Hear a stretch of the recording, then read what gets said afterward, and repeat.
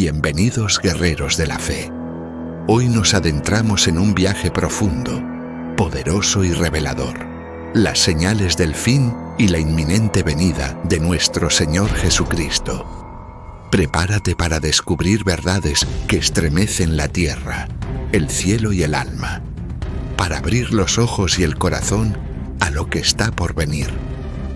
En esta serie de capítulos exploraremos profecías impactantes, desde guerras y persecuciones hasta la manifestación del Anticristo y el glorioso regreso del Rey de Reyes. Te invitamos a quedarte hasta el final, porque esta es una llamada urgente, para que tu fe se fortalezca y estés listo para los tiempos decisivos. Si quieres estar al tanto de cada revelación y recibir enseñanzas que transforman vidas, suscríbete ahora al canal, dale like a este video y activa la campana de notificaciones para no perderte ni un solo capítulo. El tiempo es ahora y la verdad no espera. Vamos juntos en esta aventura espiritual que cambiará tu perspectiva y encenderá tu esperanza. Comencemos. El viento soplaba con un silencio que parecía profético. A lo lejos, el mundo continuaba girando en su rutina frenética, pero unos pocos comenzaban a notar que algo no estaba bien. En medio de una generación marcadas por el avance tecnológico y el colapso moral, las antiguas palabras de los profetas comenzaban a arder con un fuego nuevo. El polvo de los pergaminos milenarios comenzaba a desaparecer, y lo que antes parecía historia lejana, ahora latía como una advertencia urgente. Los profetas del Antiguo Testamento, Isaías, Jeremías, Ezequiel y Daniel, no hablaban solo a su tiempo. Sus palabras eran semillas sembradas en la eternidad, destinadas a florecer en los días finales de la humanidad tal como la conocemos. Daniel, por ejemplo, escribió acerca de un tiempo cuando muchos correrán de aquí para allá y la ciencia se aumentará. Daniel 12:4. Aquel versículo, incomprendido por siglos, hoy parece una descripción exacta de la era digital, donde el conocimiento humano se duplica en ciclos cada vez más cortos. Isaías vio un día cuando las naciones se levantarían unas contra otras, cuando la tierra temblaría y cuando la oscuridad cubriría a los pueblos. Pero también vio una luz que se levantaría en medio de las tinieblas. Isaías 60, 1-2. Esa luz no era otra que la gloria del Mesías, Jesús, cuya venida marcaría el inicio de una nueva era, pero también el comienzo del fin. Ezequiel habló de guerras futuras, de alianzas entre naciones que aún no existían en su tiempo, y de una restauración milagrosa del pueblo de Israel. ¿Cómo pudo él ver, desde su exilio en Babilonia, el regreso de Israel como nación en 1948, después de casi 2000 años de dispersión? ¿No es eso prueba viva de que Dios habla desde la eternidad y que su palabra jamás deja de cumplirse? Pero más allá de las predicciones geopolíticas y los cataclismos, hay un mensaje más profundo, más espiritual. El corazón del hombre se endurecería, se alejaría de Dios y amaría más el placer que a la verdad. Jesús mismo lo dijo en el Monte de los Olivos. Mirad que nadie os engañe. Mateo 24:4. La primera señal no fue un terremoto, ni una guerra, ni una pestilencia. La primera señal fue el engaño. Vivimos en un mundo seducido por el entretenimiento, cegado por la codicia y adormecido por la religión sin poder. ¿Quién puede negar que estamos en el umbral del cumplimiento final de las profecías? ¿Quién puede ver el caos global sin no preguntarse si acaso estas cosas ya estaban escritas? Este es el principio del fin, no un fin de terror, sino un fin glorioso para quienes esperan la manifestación del Rey. Porque, aunque el mundo se desmorone, para los redimidos, este es solo el preludio del amanecer.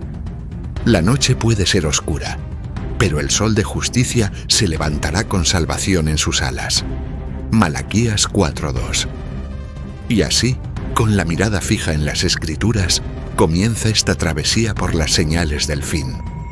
No para temer, sino para estar listos. No para esconderse, sino para levantar la cabeza, porque nuestra redención se acerca. Jesús no habló en vano cuando dijo: «Mas como en los días de Noé, así será la venida del Hijo del Hombre». Mateo 24:37.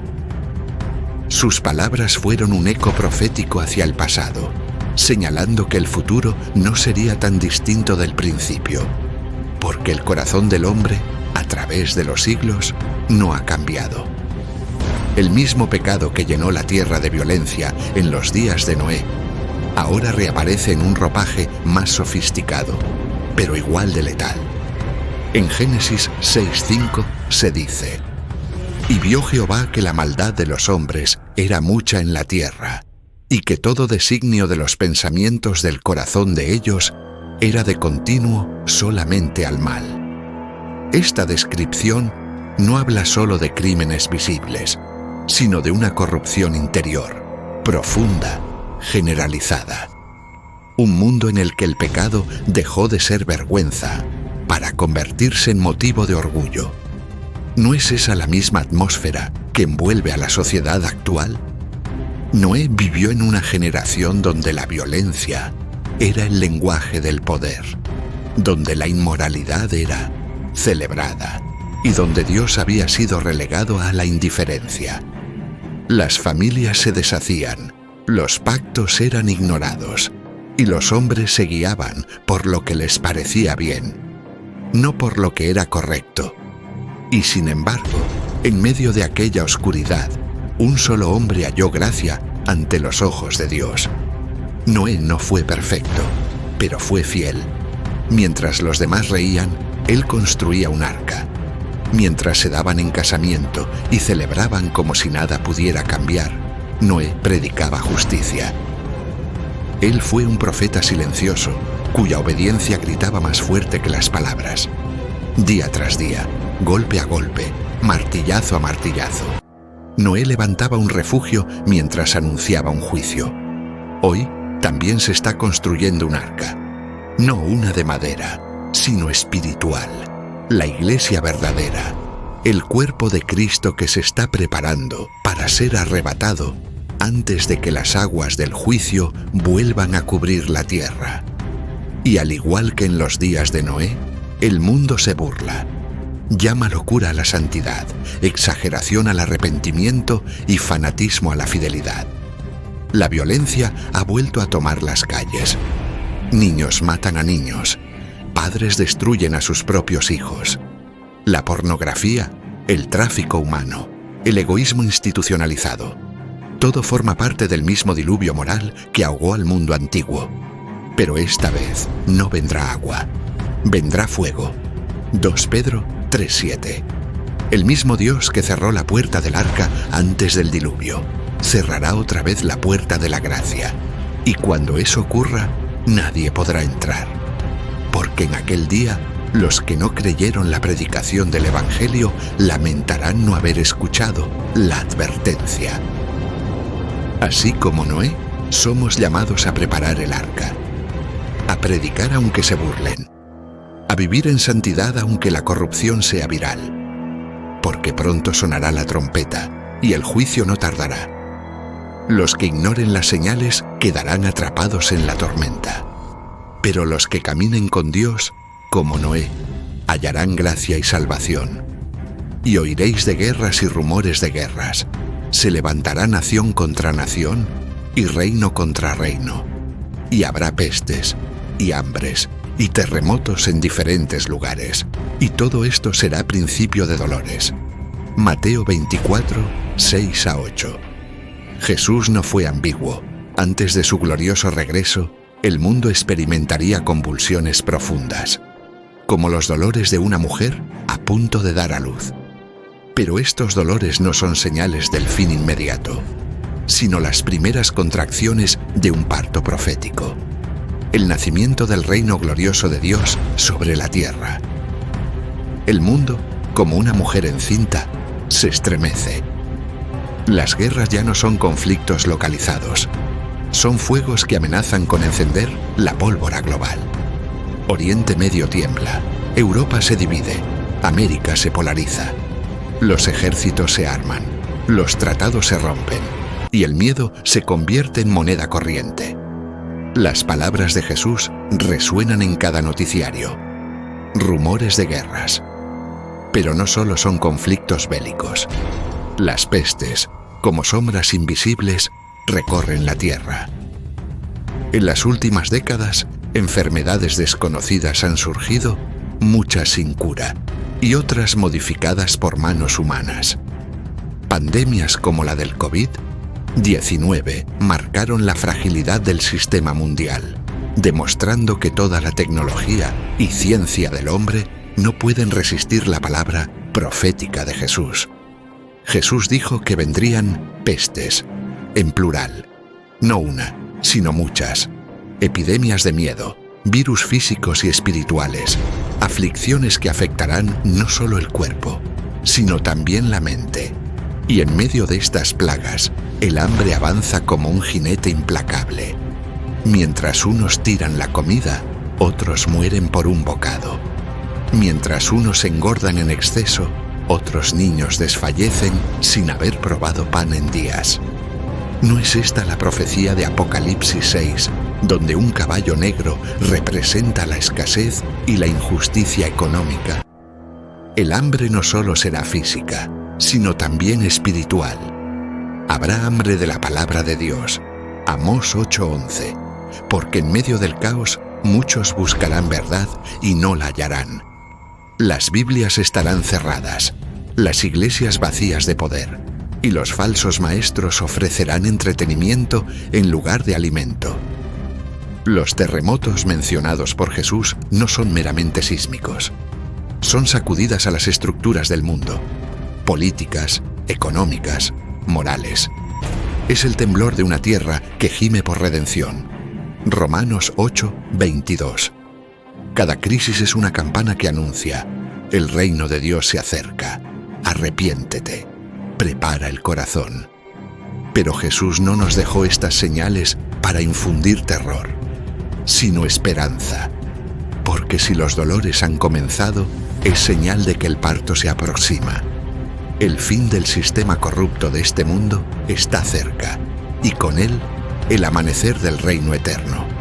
Cada guerra, cada enfermedad, cada sacudida, cada noticia que perturba el alma es una contracción. Y el que está por nacer no es otro que el reino glorioso del Cordero. Cuando todo tiemble, no temas. Levanta tu mirada, porque el que prometió venir ya está a las puertas. Pero tú, Daniel, cierra las palabras y sella el libro hasta el tiempo del fin. Muchos correrán de aquí para allá, y la ciencia se aumentará. Daniel 12:4. El profeta Daniel, escribiendo desde la corte de un imperio pagano hace más de 2 milenios, dejó registrada una frase que se ha convertido en una de las señales más contundentes del fin. La ciencia se aumentará. Estas palabras, en su tiempo, parecían una ilusión lejana. ¿Cómo podía imaginar un mundo donde el conocimiento creciera de forma exponencial, desafiando incluso la comprensión humana? Sin embargo, hoy vivimos en la era de la información. El conocimiento humano se duplica cada pocos meses. Lo que ayer era imposible, hoy se vuelve cotidiano. Las máquinas piensan, los algoritmos deciden, y la inteligencia artificial comienza a ocupar el espacio, que antes solo le correspondía al discernimiento humano. Los hombres no solo han alcanzado la Luna, ahora quieren conquistar Marte. Pero, ¿a qué precio?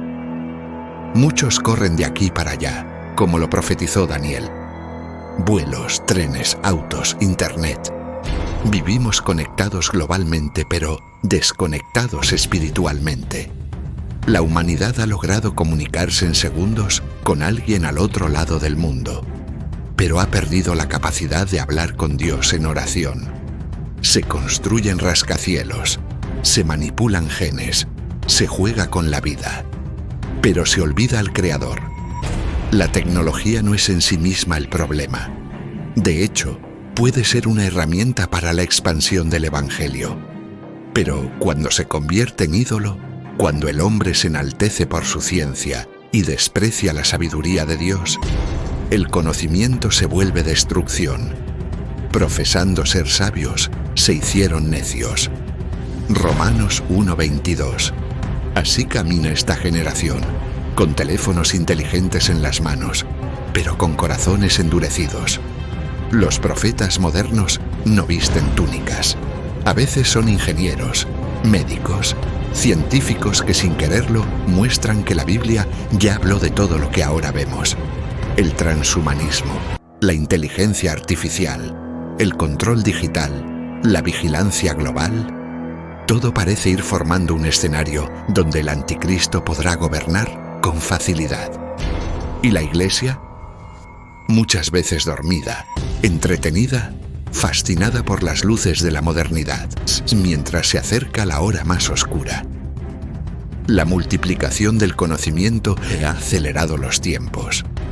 Todo sucede más rápido. Las decisiones se toman en segundos y el corazón humano se acostumbra a lo instantáneo. Pero hay algo que no cambia con el avance de la ciencia. El alma del hombre sigue vacía sin Dios, y aunque se desarrollen robots con emociones y se implanten chips que controlen la mente, nada puede reemplazar la redención que solo ofrece el sacrificio de Cristo. El crecimiento científico no nos debe cegar, sino alertar. Porque cuanto más se acelera el conocimiento humano, más cerca estamos de que se revele el juicio de Dios. Y así como Daniel fue instruido a cerrar el libro hasta el tiempo del fin, ahora los sellos están siendo abiertos. El conocimiento es más que datos, es señal. Señal de que el reloj profético avanza. Cuando veas que la ciencia se eleva, no pongas tu fe en el progreso humano.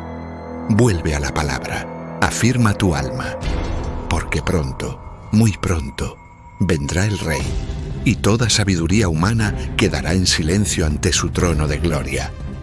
Porque vendrán muchos en mi nombre, diciendo, yo soy el Cristo, y a muchos se engañarán. Mateo 24:5. Una de las señales más alarmantes, más peligrosas, más insidiosas del tiempo del fin, no se manifiesta en los terremotos ni en las guerras, sino desde los altares. Jesús no advirtió primero sobre catástrofes naturales, sino sobre el engaño espiritual. Él sabía que en los últimos días el diablo no solo se disfrazaría de león rugiente, sino también de ángel de luz. Estamos en una era de falsificación. El diablo ya no necesita perseguir a la Iglesia con espadas. La infecta desde adentro con una versión corrompida del Evangelio. Muchos púlpitos se han convertido en escenarios donde no se predica a Cristo, sino al ego. Los templos están llenos, pero las almas vacías. Las emociones están encendidas, pero el Espíritu Santo está ausente. Los falsos cristos no son solo personas que reclaman ser Jesús reencarnado, aunque también existen. Son aquellos que presentan una versión falsa de Cristo. Un Cristo que no exige arrepentimiento. Un Cristo que no habla del infierno. Un Cristo que promete riquezas, éxito y fama, pero nunca la cruz. Ese Cristo es una invención demoníaca, una caricatura blanda del verdadero Hijo del Dios viviente. Y los falsos profetas abundan. Se visten bien, hablan bonito, usan versículos, prometen bendiciones, profetizan viajes, casas, noviazgos, multiplicación financiera, pero no confrontan el pecado, no llaman al arrepentimiento, no anuncian juicio, no lloran por las almas perdidas. Jesús dijo, por sus frutos los conoceréis, y sin embargo, esta generación he olvidado discernir. Aplauden la elocuencia, pero no examinan la doctrina. Corren tras palabras proféticas como si fueran amuletos, pero no escudriñan las Escrituras como los de Berea. Hechos 17:11. El espíritu del anticristo ya opera, disfrazado de religión. Lo vemos en iglesias que aprueban el pecado, en movimientos que reemplazan la cruz con espectáculos, en líderes que viven como reyes mientras su rebaño se pierde. Y todo esto en el nombre de Dios. Pablo fue claro al advertir: vendrá tiempo cuando no sufrirán la sana doctrina, sino que, teniendo comezón de oír, se amontonarán maestros conforme a sus propias concupiscencias. 2 Timoteo 4:3. Ese tiempo ya llegó. Vivimos el auge del cristianismo light, donde se canta mucho y se ora poco, donde se predica motivación pero no santidad, donde se habla de gracia sin mencionar juicio. Es el evangelio del yo, donde Cristo no reina, sino que se convierte en sirviente de nuestros deseos. Pero en medio del engaño, aún hay remanente. Aún hay siervos que no se han doblado ante Baal. Aún hay predicadores que tiemblan ante la palabra, que no buscan fama ni aplauso, sino almas redimidas por la sangre. Ellos son los atalayas que no callarán, los profetas verdaderos que arden por la verdad, aunque les cueste la vida. La iglesia debe despertar. El enemigo no vendrá solo con violencia, vendrá con persuasión, con Biblia en mano, con apariencia de piedad, con mensajes dulces llenos de mentira, y solo los que aman la verdad serán guardados del engaño. Porque si no amas la verdad, terminarás creyendo la mentira. Que no nos engañe la apariencia, ni el espectáculo, ni el carisma. Que volvamos al Cristo verdadero, el que murió, resucitó, y vuelve con ojos de fuego y espada en su boca. Porque Él no vendrá por una iglesia entretenida, sino por una iglesia sin mancha. Entonces os entregarán a tribulación, y os matarán, y seréis aborrecidos de todas las gentes por causa de mi nombre. Mateo 24:9. Las palabras de Jesús en este versículo no son figuradas. No son parábola, ni metáfora. Son una profecía directa, clara, cortante como una espada. Os entregarán, os matarán, y seréis aborrecidos. En un mundo que pregona tolerancia y libertad de expresión, hay una verdad que no tolera: el nombre de Jesucristo. Puedes hablar de espiritualidad, de energía, de fe, de universo, incluso de Dios en términos genéricos. Pero cuando proclamas a Cristo como el único camino, la única verdad y la única vida, el mundo te odia. Y así como fue en el principio, así será al final.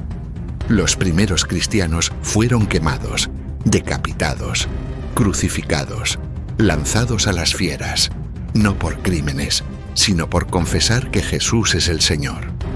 Hoy, la persecución ha tomado nuevas formas, pero la raíz sigue siendo la misma: aborrecimiento por causa de su nombre. En más de 50 países del mundo, ser cristiano es sinónimo de peligro. En muchos lugares, reunirse en una iglesia, portar una Biblia o evangelizar puede significar prisión o muerte. Pero esta persecución no es exclusiva del Oriente Medio o Asia. En Occidente se manifiesta con sutileza: censura digital, burla pública, despidos laborales, cierre de templos, leyes que criminalizan la verdad. Los que predican santidad son llamados radicales. Los que defienden la familia bíblica son etiquetados como intolerantes. Los que se niegan a doblar la rodilla ante los ídolos culturales son perseguidos por discurso de odio. Y esto apenas comienza. Jesús no prometió una vida fácil, pero sí gloriosa. En el mundo tendréis aflicción, pero confiad, yo he vencido al mundo. Juan 16:33. La persecución no es señal de que algo está mal, sino muchas veces prueba de que estamos en el camino correcto. Porque el mundo no persigue a lo que le pertenece. persigue a lo que le confronta. La Iglesia verdadera siempre será un problema para un mundo caído. La luz siempre será incómoda para las tinieblas. Y la cruz, aunque sea símbolo de esperanza para nosotros, será locura y ofensa para el sistema mundano. Sin embargo, cada gota de sangre derramada, cada lágrima por causa del Evangelio, cada prisión, cada rechazo, no quedará sin recompensa. Los mártires no mueren en vano. Son semillas que darán fruto eterno. La persecución no destruye la Iglesia, la purifica, no la debilita, la fortalece. Y en medio del sufrimiento, la gloria de Dios se manifiesta con poder.